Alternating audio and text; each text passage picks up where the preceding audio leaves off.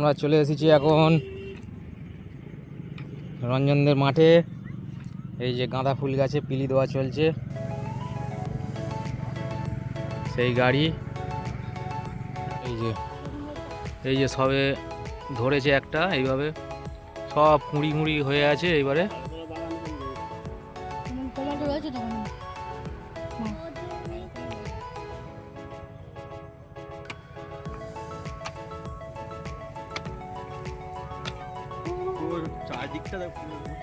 সন্ধে হয়ে গেছে বলে, না হলে আর একটু তাড়াতাড়ি আসলে।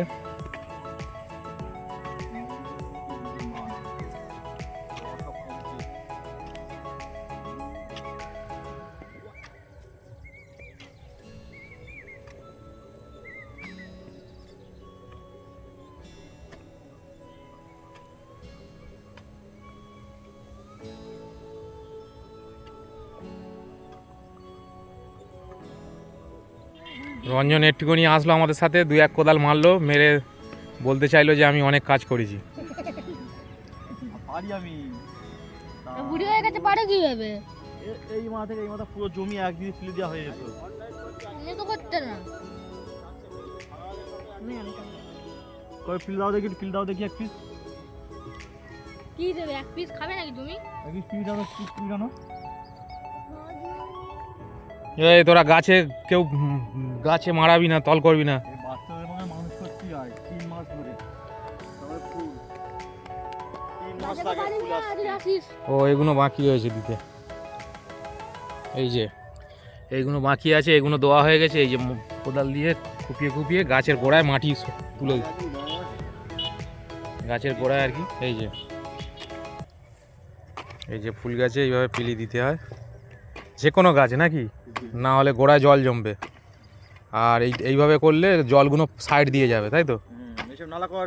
হ্যাঁ হ্যাঁ, জলগুলো এই যে এই নালা যে এই যে কেটে কেটে দেওয়া হচ্ছে, এই যে গাছের গোড়ায় যে এই যে মাটি দেওয়া হয়েছে, এই যে তার মানে এই মাটি উঁচু উঁচু করে দেওয়া হচ্ছে গাছের গোড়ায় যাতে জল না জমে। গাছের গোড়ায় জল জমলে গাছ নষ্ট হয়ে যাবে, ওই কারণে এইভাবে এটাকে বলে পিলি দেওয়া।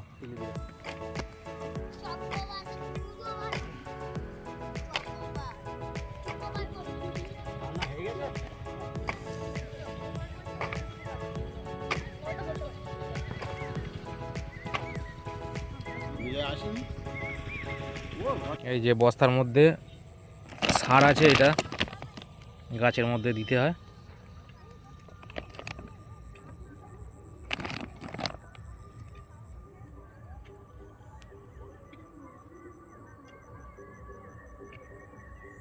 গাঁদা ফুল চাষ হচ্ছে, এটা গাঁদা ফুল গাছের গোড়ায় পিলি দেওয়া হচ্ছে যাতে জল না জমে। জলটা সাইড দিয়ে চলে যাবে। এদিকে ধান ক্ষেত,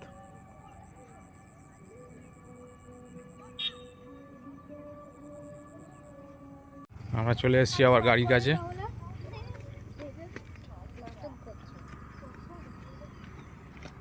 এই যে ডাব্বা দাঁড়িয়ে আছে,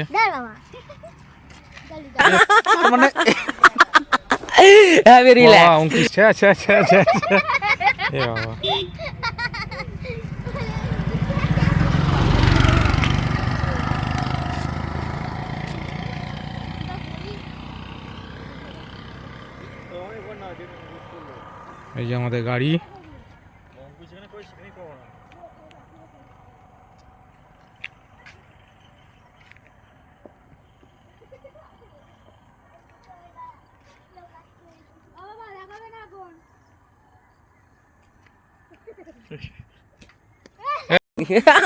মানে